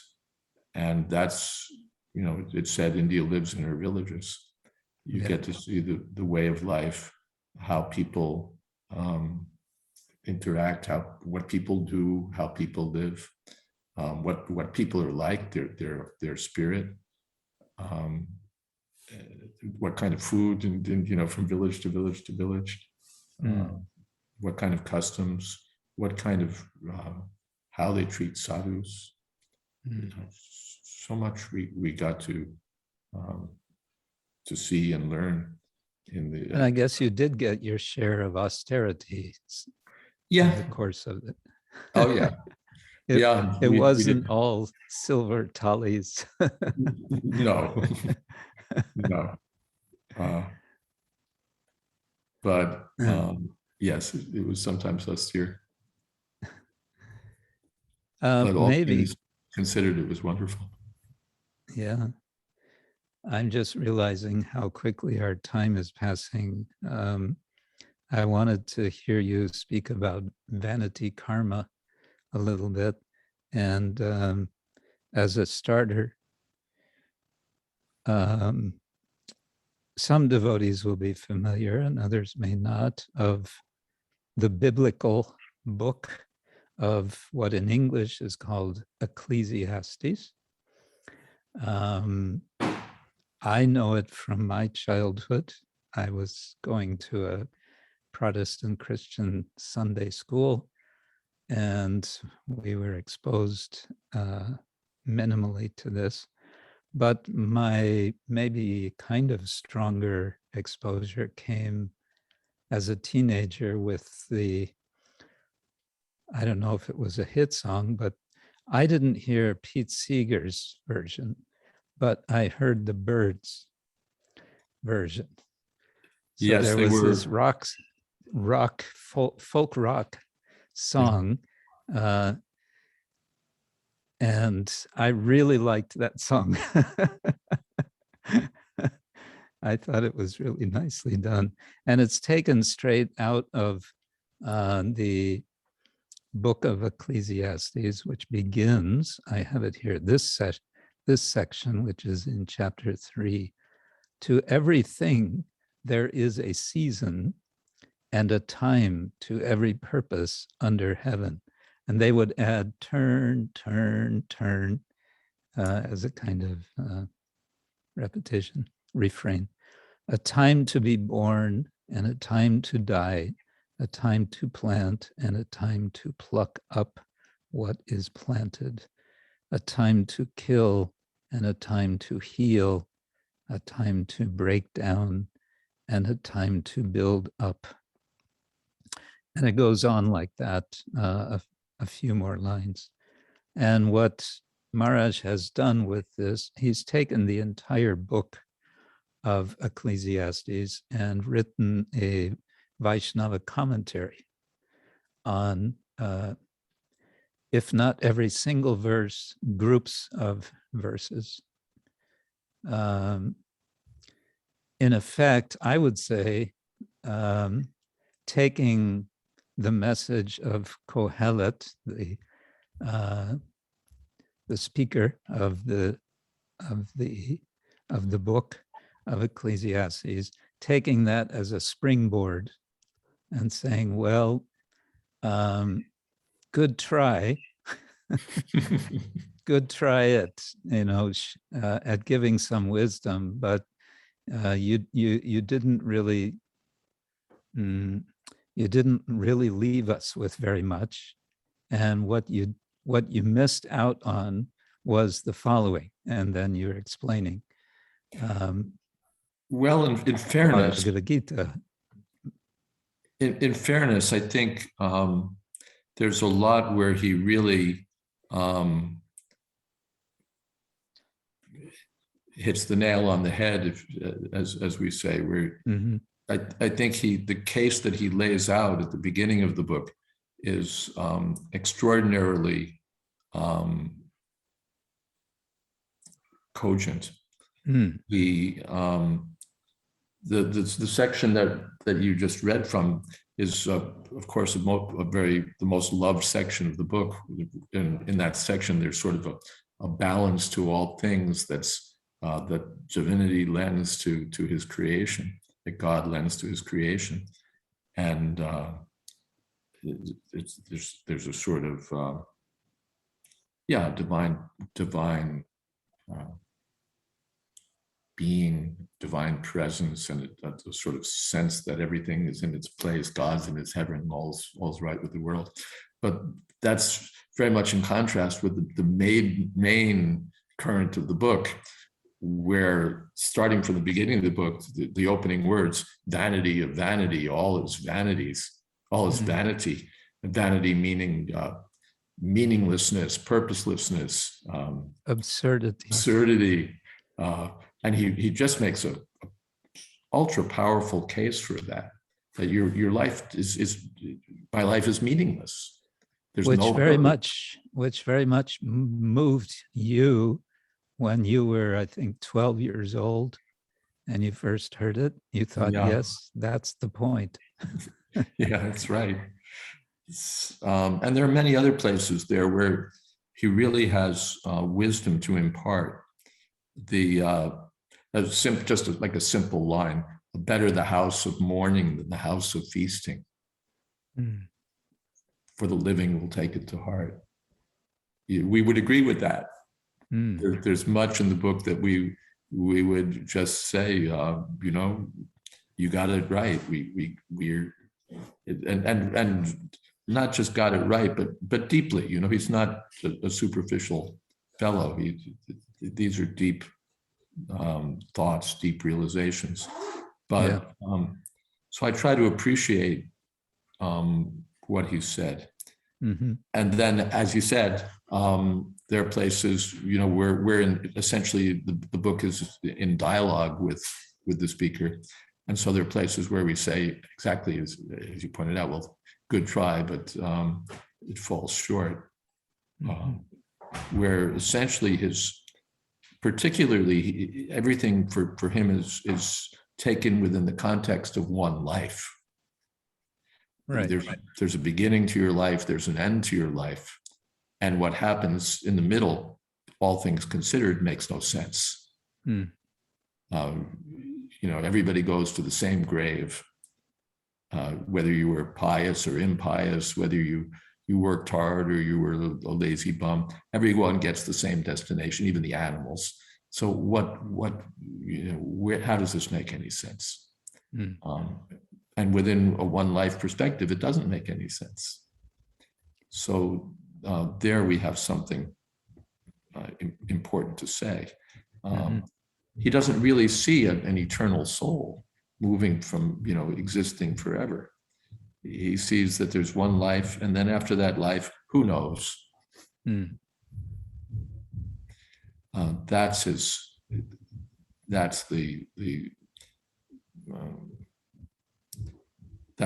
one of the ways in which he's limited. He also has a very empiric approach to trying to understand what is what, and that limits him again. So, but yes, essentially my purpose is to bring Krishna's message into dialogue with the speaker. Now I see your subtitle, Vanity Karma, Ecclesiastes, the Bhagavad Gita, and the Meaning of Life. Yes. So now you're going to replace that with... No, we're just adding one in the middle. Oh. How is living even worth it? And then Ecclesiastes, Bhagavad Gita. Oh, I see. Okay. You've gotten very good response to your book from what I read on Amazon reviews. Yeah, we've gotten, well, we got some kind endorsements from various academics, some of them, of course, devotees, Kenneth Valpy and other, I don't know who that is. others, but also important academics in Hebrew studies and in Christian biblical studies and other disciplines. So that's been appreciated. The book did win an award from the Independent Book Publishers Association, which congratulations. Thank you. They include university presses, Oxford University, basically anyone who's not one of the big five conglomerates is entitled to belong to the Independent Book Publishers Association. Oh, and this was published by the BBT Los Angeles, is that right? Yes. Which is quite a break for them, as far as I know. Yeah, they don't, they're not known for undertaking books of this nature. They haven't regretted, I presume. No, they're planning a new printing. New edition, yeah. So it's good. And finally, because unfortunately our time is already wound up, can you put in a plug to all the devotees present to write for Krishna? Oh, sure. Srila Prabhupada said that all of his devotees should write. He said 2 lines, 4 lines, write your realizations. He said it may be published or not published, but all of my students should write. Then he also said what for this back to Godhead is. The BTG should be for a place for the writings of the devotees. When you write, you have to think. Indeed. And so that crystallizes your realization, because there were questions earlier, I think, about doubt and it's being in dialogue with faith and so on. Right. So all of that comes into play when you write, and your intelligence, it becomes gainfully employed. Right. And intelligence, Prabhupada said, is the next door neighbor of the soul. So it's valuable for us individually, and it's such a valuable way to reach out to people. Srila Prabhupada built the Hare Krishna movement on the basis of writing, of chanting and of writing. So, and he criticized the Gaudiya Math that after so many decades, they only have the same books that they published during Guru Maharaj's lifetime. Nothing since then. So Srila Prabhupada wanted that this would go on, not just his own books, but even during his lifetime, he had the BBT publish a book by Swarup Damodar Maharaj, by Satsvarup Maharaj, a songbook by Chutananda Maharaj. So Prabhupada didn't envision that he would be the last author in the Hare Krishna movement, but he wanted his followers to continue. So I think in our generation, we've had some wonderful writing. Satsvarup Maharaj's writing, Rabindra Swarup Prabhu's writing. Now books are coming out by Giriraj Maharaj, and many wonderful books have been and continue to be published. Of course, Gopi Pranadhana Prabhu's work. Yeah. But this should continue. It's a continuing tradition. A continuing tradition. Prabhupada said of the 4 sampradayas, Lakshmi Sampradaya, he said, is known for its wealth. He said, but the Brahma Sampradaya, it's learning. Huh. I didn't know I hadn't heard that before. Yeah. Well, we should be ending now. I see Chitakarani's asking if she can ask you a question. I don't know if you want to. Yeah, I'll if you take can it. take a few more minutes. Sure. Okay. I don't get your association so much. Hare Krishna. Chitakarani, are you there? Yes, there you are. Chitakarani is in Italy. Hare Krishna, please accept my respectful obeisances. Jai Shri Hare Krishna. Prabhupada. Thank you so much for your association. My question is,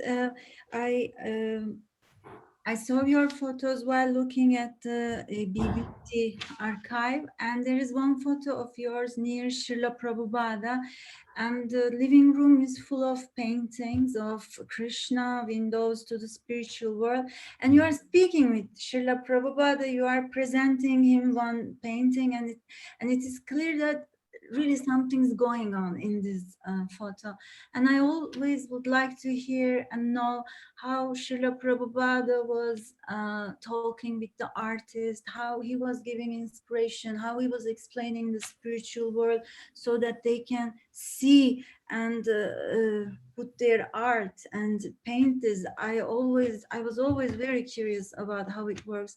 And if there's a special painting which Srila Prabhupada liked so much and which he said, this face of Krishna is wonderful, amazing. I really love this picture and this painting. So that was my question. Thank you, Krishna. That particular picture was taken in Prabhupada's quarters at Henry Street in Brooklyn. And as I recall, the painting is being presented by my godbrother Pushkar Prabhu, who is one of the, and continues to be one of the BBT artists. The Prabhupada would, the artist would ask lots of questions of Srila Prabhupada. Should this person have a beard? Should this person wear a turban? Should this person, what color's complexion is this person? And is this background? Is this the right kind of background? Lots of questions in detail. The editors didn't ask many questions of Srila Prabhupada, but the artists asked lots and lots, and Prabhupada would answer them, mostly by mail. He would answer everything, Prabhupada's time, he did everything by mail, rarely, or of course in person. So he would answer questions sent through the mail, or he would, when he was on the rare times, really, when he was personally present, he would see and answer questions. That's one time about the Chaitanya Charitamrita, he said, the artist teased me with so many questions, but Prabhupada answered them all. One of those, I remember in that same apartment, I don't remember if it was the same, I think it was the same visit, maybe not the same day. Prabhupada was sitting, taking his massage, and Bhardaraj, who was another of the leading artists of the BBT, came to see Srila Prabhupada. And Srila Prabhupada said, what are these bust pictures? What are these bust pictures? By bust pictures, Prabhupada meant pictures of Krishna or the acharyas, from head and shoulders, as you would see in a bust statue. So Prabhupada said, what are these bust pictures? Prabhupada didn't very much approve of those. He said the pictures are not for decoration, they're for worship. And Prabhupada was sitting there as they were massaging him, and he extended his leg and he said, pictures of the full form should be there. The pictures are for pictures of the acharyas are not for decoration, they're for worship. And Prabhupada pointed to his foot. He said, Bande Guru Sri Charanaravindo.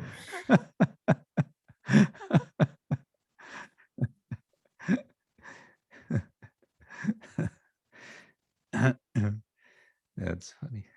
Nice. Okay, on that very blissful and touching lotus foot note, I'd like to extend my personal thanks to you, Maharaj, for giving us your time. And we could, of course, go on, but we like to keep our schedule and your schedule. And can we all unmute and say a grand Haribol and whatever gesture for Maharaj?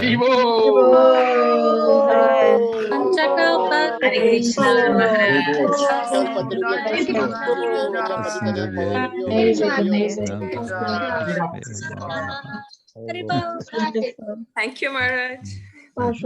Just incredible. Thank you. Okay. Don't be surprised, Maharaj, if I pester you again for something like this after a few months. I would be delighted. So happy to have your company and the company of your disciples. It's wonderful. That's very kind. Thank you all. Okay, Srila Prabhupada ki jai. Ananta Koti Vaishnava Vrinda ki jai. Prem Anante Haribol. I wish you all a wonderful, blissful, ecstatic week, and keep well, keep safe. And I believe there's a request from Dira Lalita that you all stay online after I disappear.